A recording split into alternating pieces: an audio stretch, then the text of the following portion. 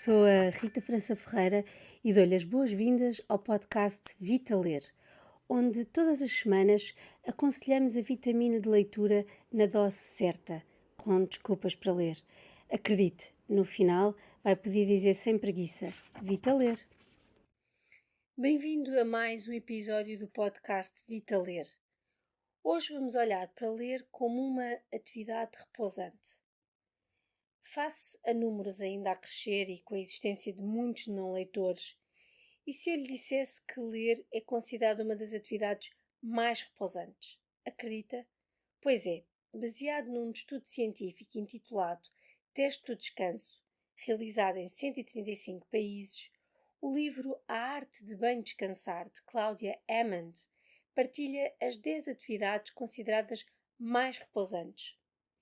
Um dos aspectos que achei curioso no livro foi a evidência que nem todos relaxamos da mesma forma, e não há mal nenhum nisso. Também descobri que há poucos estudos sobre o descanso proporcionado pela leitura, apesar de ser aparentemente óbvio.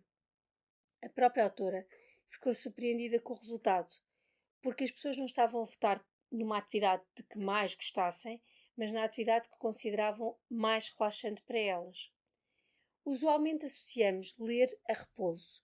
Contudo, ler não é um passatempo passivo, exige bastante esforço. Existe um trabalho cognitivo a vários níveis. Ora, veja o que nos diz a autora. Cito: lemos as letras, formamos palavras, tiramos sentido dessas palavras, relacionamos esse sentido com o que já lemos antes, recorremos às nossas próprias memórias, criamos imagens nas nossas mentes e mentalmente simulamos a ação, as paisagens e os sons das cenas. Entretanto, fazemos uso daquilo a que os psicólogos chamam teoria da mente, para habitar as mentes dos personagens e entendemos as suas motivações, imaginar os seus pensamentos, sentir os seus sentimentos. Já viu tanta atividade e mesmo assim foi considerada uma das atividades mais repousantes. E porquê é que é importante falar nisto?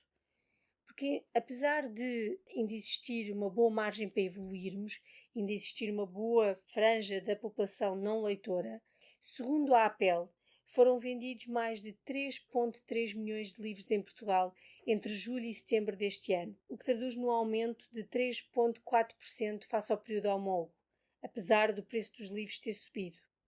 Nesse sentido, é importante falarmos sobre esta matéria e percebermos os benefícios da leitura. Não nos podemos esquecer que, como diz o livro, no passado a sociedade considerava a leitura uma atividade preguiçosa ou autoindulgente, promovendo a indolência e a lassidão. Hoje em dia, no teste de descanso, foi avaliada como uma atividade mais relaxante. E por que razão a leitura é tão repousante?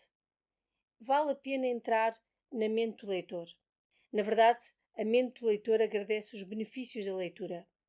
Citando o livro, podemos ler um livro ao nosso ritmo e como queremos, ou seja, controlamos as emoções que estamos a viver. Interrompemos a leitura quase sem dar conta disso e regressamos a folhas que já lemos ou até nos abstraímos por completo. Tudo isto significa que terminar a leitura de um livro pode demorar algum tempo, mas isso aumenta o caráter relaxante da leitura. Na verdade, para que ler de afogadilho? Vamos viver o livro. É muito importante decidir a que velocidade lemos. E pode ser a nossa própria velocidade. Nós podemos imprimir a nossa velocidade.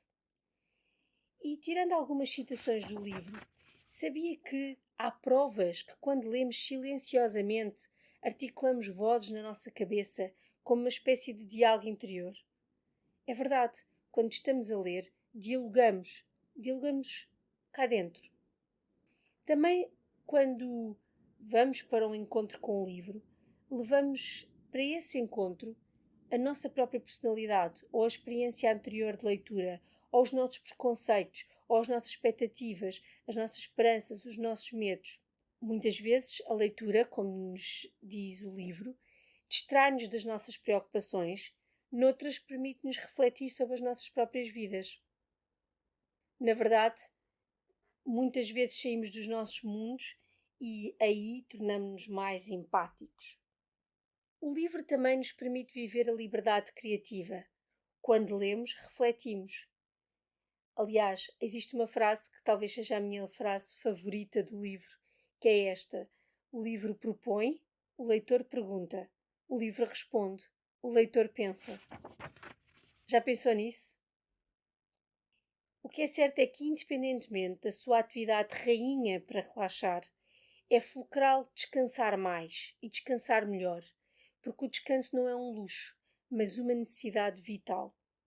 Depois desta reflexão, aconselho a visita às redes sociais do Desculpas para Ler, onde pode encontrar sugestões de leitura que periodicamente publicamos e que podem ser excelentes opções para quem procura o repouso através da leitura. As citações lidas no podcast são originais do livro A Arte de Bem Descansar, de Cláudia Hammond, chancela Ideias de Ler, da Porto Editora.